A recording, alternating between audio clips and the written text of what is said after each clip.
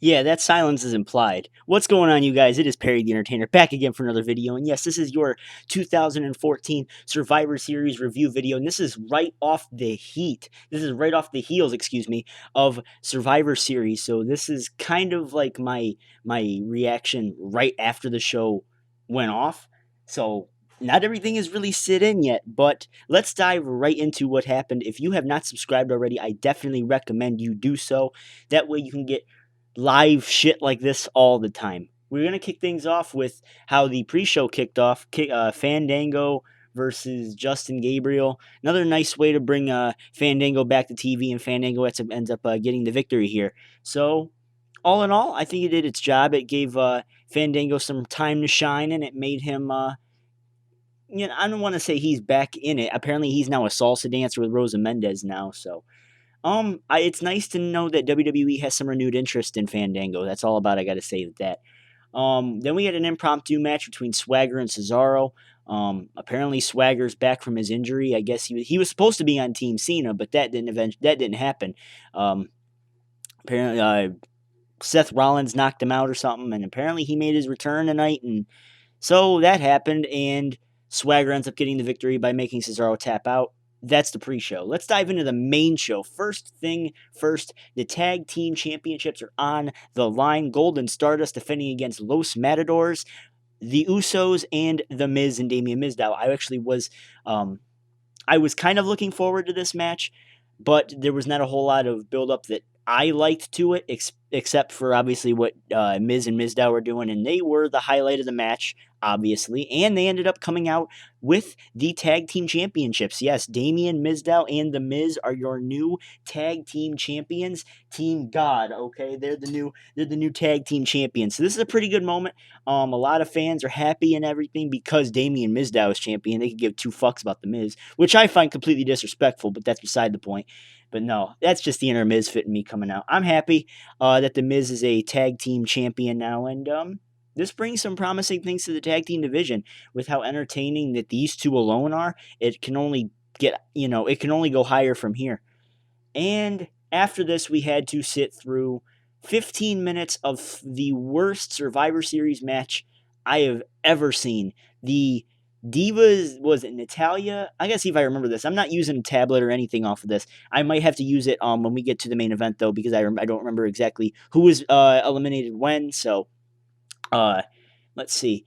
It's Natalia, Alicia Fox, Emma, and Naomi against Paige, Summer Rae, Layla, and Cameron. I think I got those right. I think I did. But anyway, this match was completely meaningless except for making all the heel divas look like shit. That's pretty much what they did.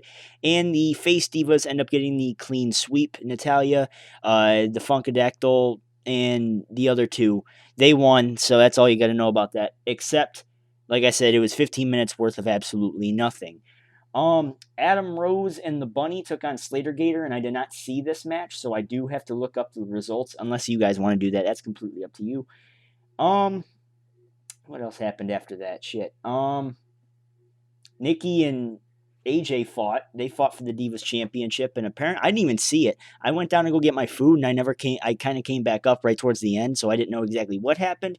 But apparently Nikki won and Brie turned heel. That's pretty much all you got to know about that. Apparently Brie laid a kiss on AJ too. So I guess we got some lesbo action. So if you're into that stuff, then there you go. You got a benefactor for the night. The Bellas are now the new.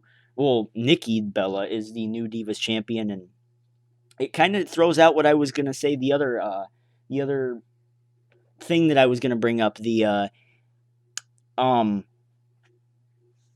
What was I going to say? The other scenario that I brought up about Brie having this Daniel Bryan moment. Maybe they're building up towards it with this heel turn, but I didn't really see it coming. I know that's kind of bad for me to say, considering, hey, this is a feud that nobody gives two shits about, and now that someone turned heel and I didn't see it coming, I'm supposed to care, So I thought giving Nikki the belt was good. I think it's good for the title because AJ's very stale and she needs something to kind of spring her back in, give her some momentum. And what I mean by momentum, I don't mean turn her heel and make her this queen again, because that kind of worked already, and you kind of already did that, so you can't really do it again.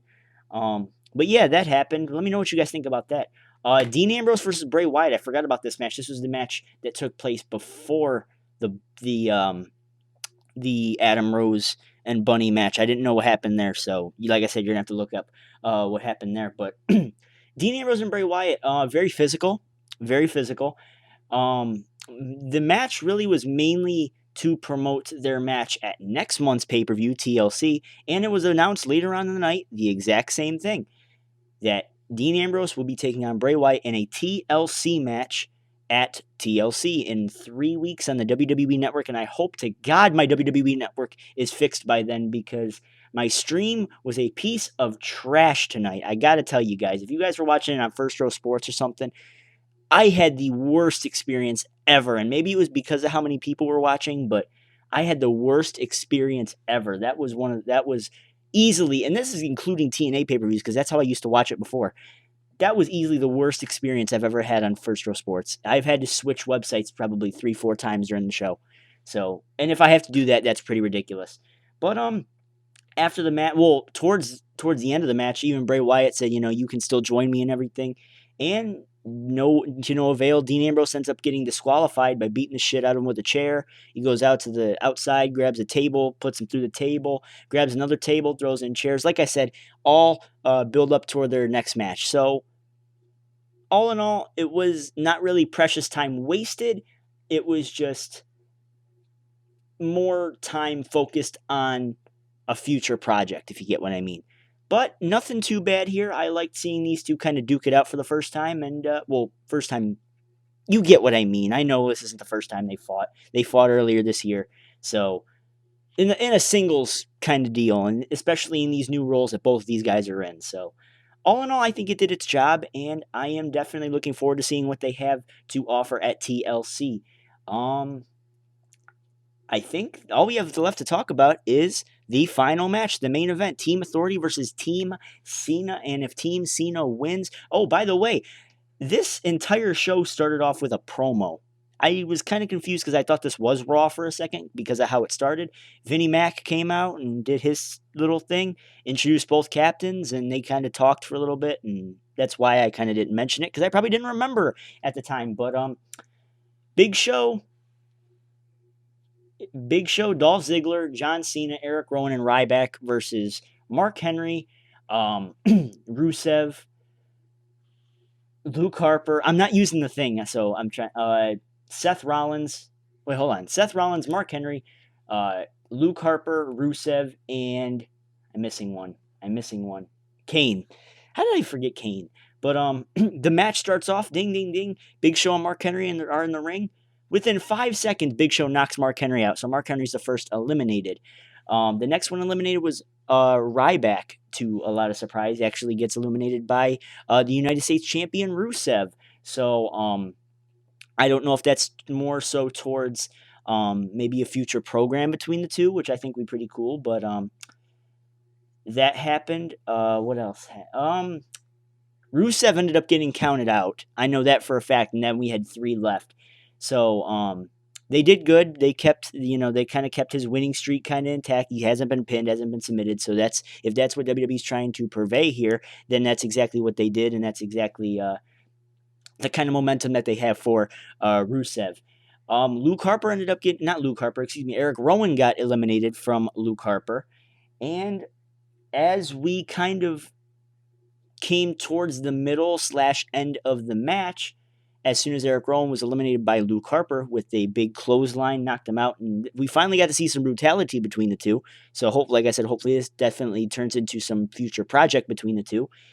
And the Big Show comes in to, he's the next guy after Eric Rowan. He comes out, he comes in the ring, he stares down the Authority who's looking right at him, turns right around, knocks the shit out of John Cena, and Seth Rollins pins John Cena. the team captains eliminated, and Big Show was the traitor. Big Show was the guy that Kane was talking to on Friday's episode of SmackDown, and Big Show was the traitor and now has, I don't know if he's joined the Authority, but he turned his back on John Cena. So hopefully this does not end up being John Cena versus Big Show, because we know how this ends. But I didn't see Big Show turning. I told you guys that I thought Eric Rowan was the traitor. So I like them not turning him heel, but I don't really like giving Big Show his 300th heel turn of the year.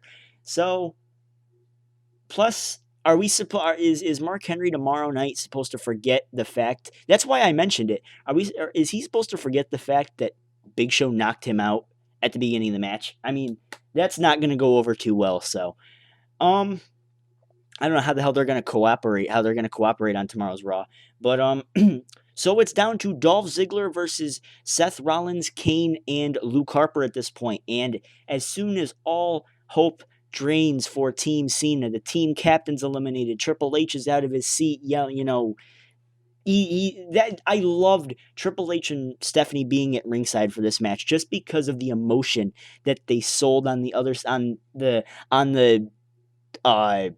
ringside, especially when, and I know I'm getting ahead of myself here, when it was down to Rollins and Ziggler, and it was down to the two most important figures in this match. And I don't really get why they built Ryback up to that point. They built Ryback up as this big hot free agent. Oh, I want Ryback on my team. And he's the first one eliminated, for God's sake, on Team Cena. So I don't really necessarily know why they did that, but it makes sense because they have been putting Dolph Ziggler down on the promos and everything. They're like, oh, Ziggler, this little guy, this little twerp, haha, and all that stuff.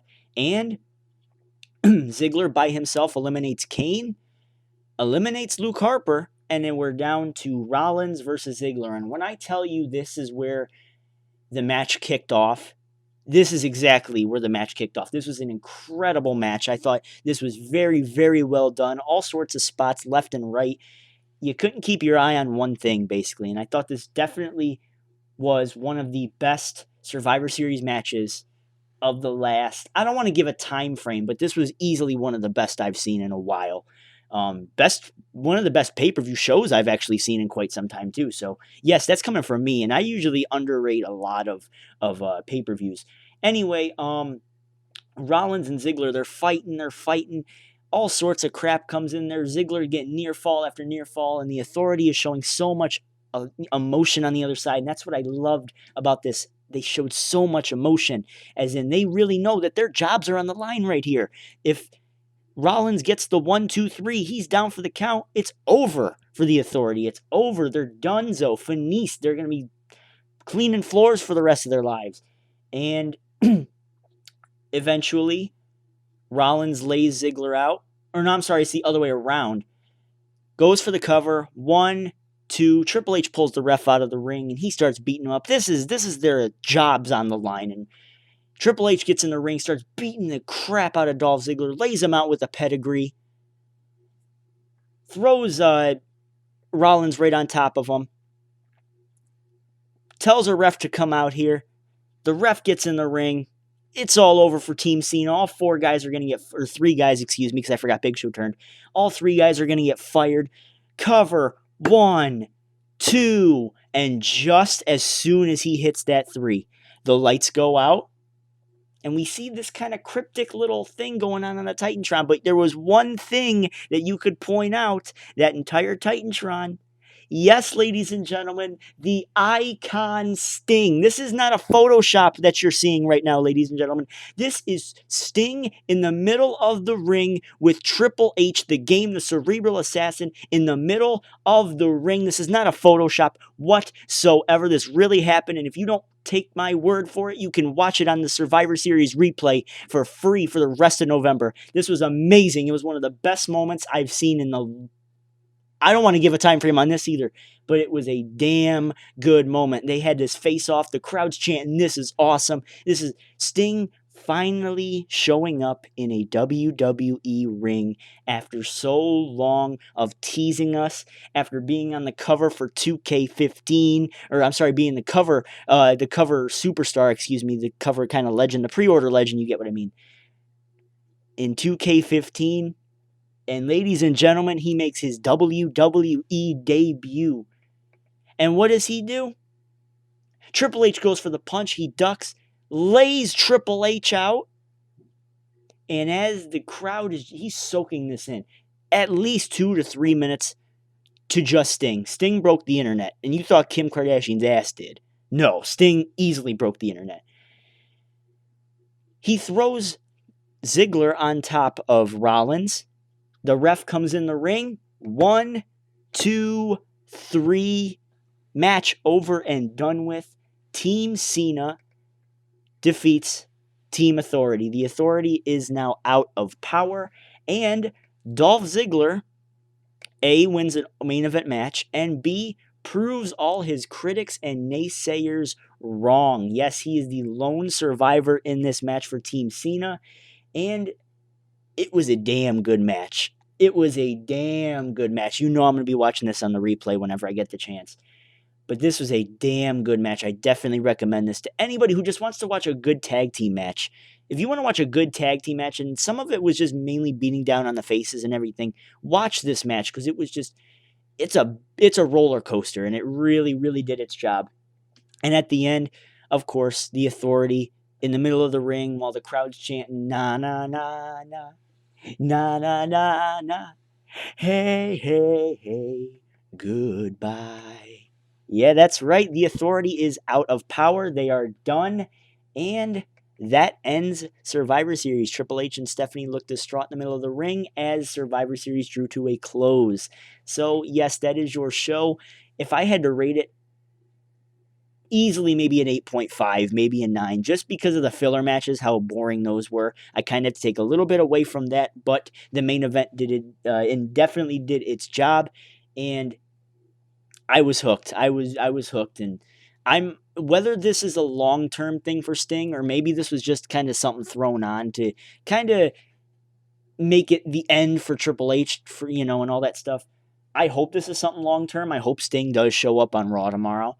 But even if this isn't long-term, it was still a damn good moment. We got the Triple H Sting face-off that we've been wanting for years, and ladies and gentlemen, the Authority is out of power. Let me know what you guys have to say about this big outcome, and let me know what you guys think. Dolph Ziggler getting the sole survivor. He's the victor. He's the guy who put an end to the tyranny known as the Authority. Let me know what you guys have to say about that down in the comment section below. I am out. Until next time, Perry the Entertainer signing out, and peace. Now I'm going to go watch Sting debut on WWE TV again, if you don't mind me.